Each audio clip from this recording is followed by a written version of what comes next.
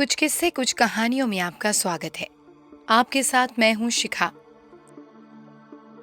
Series रहस्य रोमांच में एक और नई कहानी के साथ मैं हाजिर हूं। ये कहानियां ली गई हैं लेखक प्रवीण विज्जी द्वारा लिखी गई किताब रहस्य रोमांच में से। आज हम अतिरिक्त संवेदनशील प्रत्यक्ष ज्ञान की शक्तियों वाले ऋषियों के बारे में सुनते हैं। हजारों वर्ष पहले कुछ ऐसे ऋषि मुनि हुआ करते थे जो पवित्र मनीषी थे, जो अपनी घोर तपस्या के बल पर अपनी ज्ञानेंद्रियों को नियंत्रित करते थे और अनेक शक्तियां प्राप्त भी करते थे। प्राचीन भारत के ऋषियों ने अपने दिमाग का सकारात्मक उपयोग किया। विविध ऋषियों को अलग अलग शक्तियां प्राप्त थी। इन ऋषियों में एक अगस्त्य ऋषि भी हुए। उन्हें हजारों वर्षों बाद पैदा होने वाले विश्व के प्रत्येक व्यक्ति के भविष्य के बारे में जानकारी थी, जिन्हें उन्होंने ताड़पत्रों पर लिख दिया था, जो कि काव्य रूप में और तमिल भाषा में लिखे गए हैं। कुछ काल की गर्त में समा गए, कुछ को विदेशी लुटेरों ने बर्बाद कर दिया। ये ताड़पत्र इन्हें अपने पूर्वजों से मिले। ये ताड़पत्र आज भी देश के कुछ लोगों के पास मौजूद है। ये लोग व्यक्ति के अंगूठे के निशान का मिलान उन ताम्र पत्रों से करते हैं जो इनकी भाषा पढ़ने के विशेषज्ञ हैं।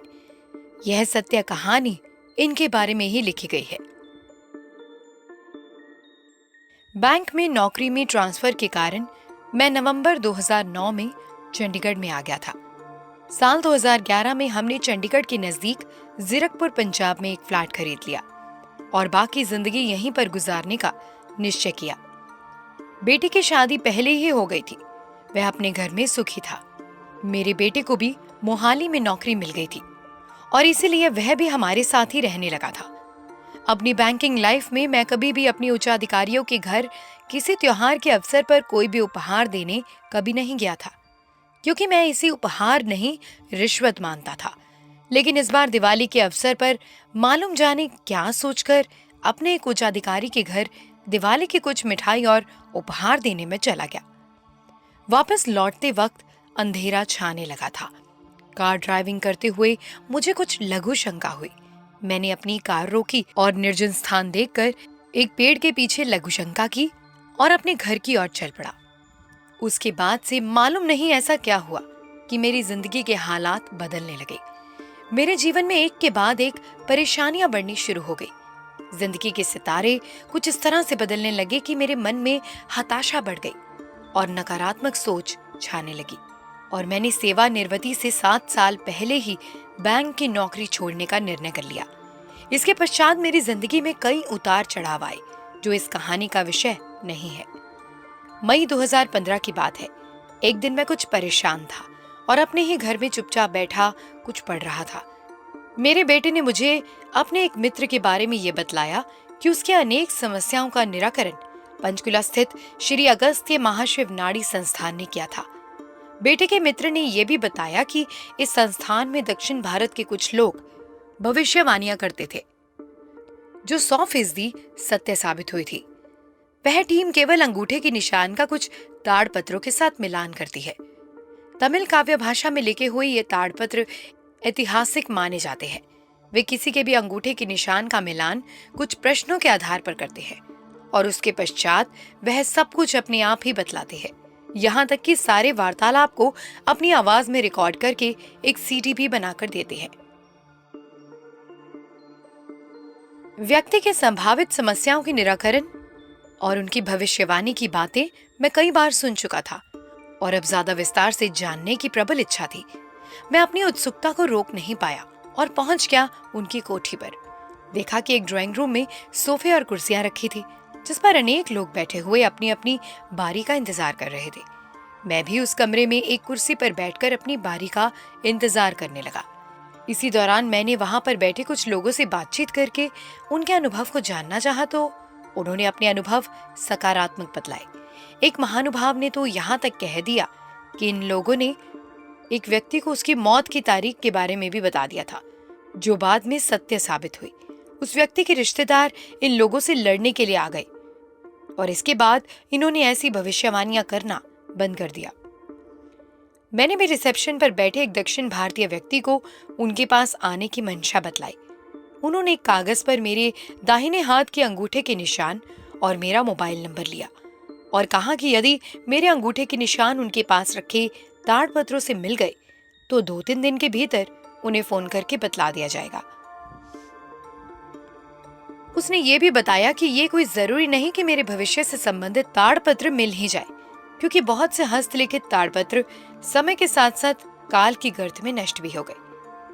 उसने मुझे ये भी बतलाया कि यदि 3 दिन के भीतर कोई फोन नहीं आया तो समझ लेना कि मेरे भविष्य से संबंधित ताड़पत्र नहीं मिले।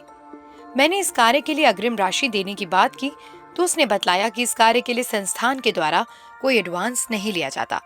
जिनके ताड़पत्र नहीं मिलते उनसे कोई भी शुल्क नहीं लिया जाता। 3 दिन के बाद भृगुजी नाड़ी संस्थान टीम की तरफ से फोन आया कि मेरे भविष्य से संबंधित ताड़पत्र मिल गए हैं। मैं उनके संस्थान में अगले दिन आ सकता हूँ ताकि उनका मिलान मेरे अंगूठे के निशान से किया जा सके। अगले दिन मैं सुबह ठीक 10:30 बजे उनकी पंचकुला स्थित कोठी पर पहुंच गया। मुझे ज्यादा इंतजार नहीं करना पड़ा। कोठी की दूसरी मंजिल पर अलग अलग कमरों में लोगों के भविष्य के बारे में बताया जाता था ताकि गोपनीयता बरकरार रहे। मैं भी एक कमरे में बैठ गया।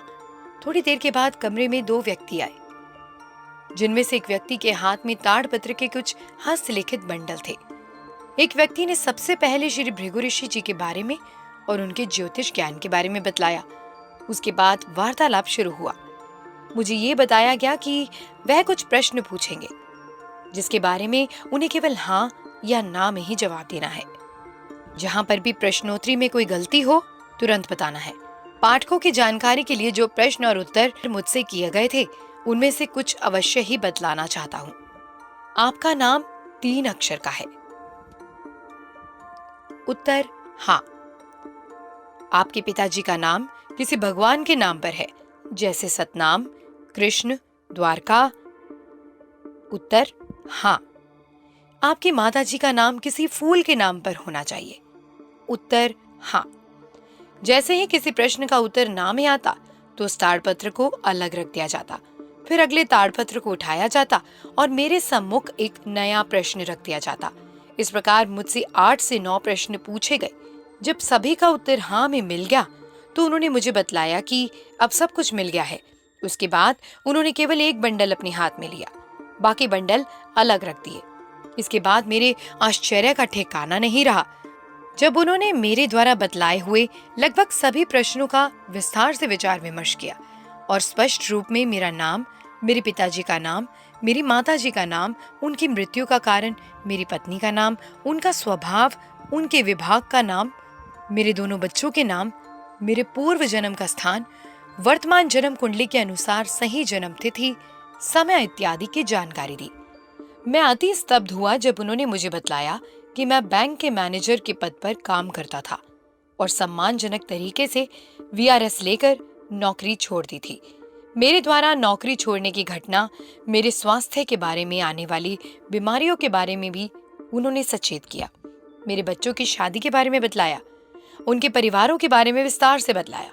एक व्यक्ति काव्य श्लोकों को तमिल भाषा में बोल रहे थे तो दूसरा व्यक्ति उनका हिंदी में अनुवाद कर रहा था।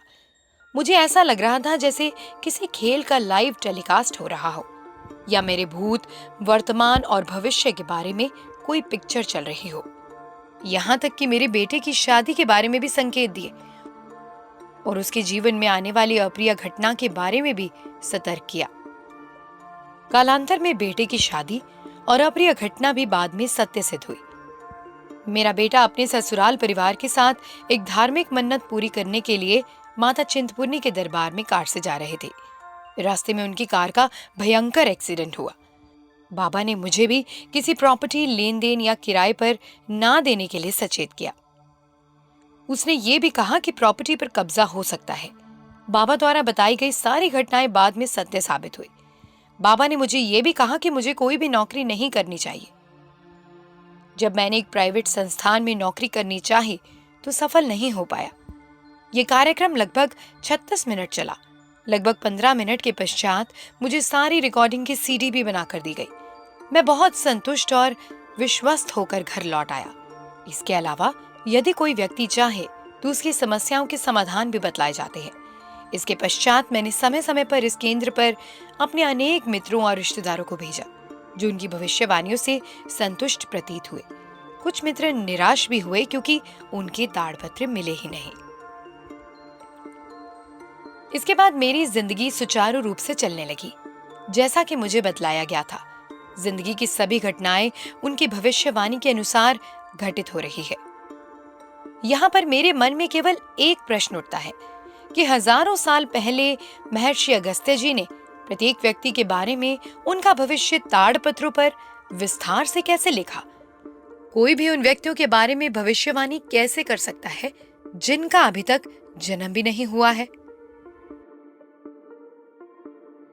तो दोस्तों, ये थी कहानी नाड़ी शास्त्र के गुप्त रहस्य, जिसे लिखा है प्रसिद्ध लेखक प्रवीण विज जी ने। प्रवीण विज जी ने रहस्य रोमांच की एक किताब लिखी है जिसमें से ये कहानी ली गई है।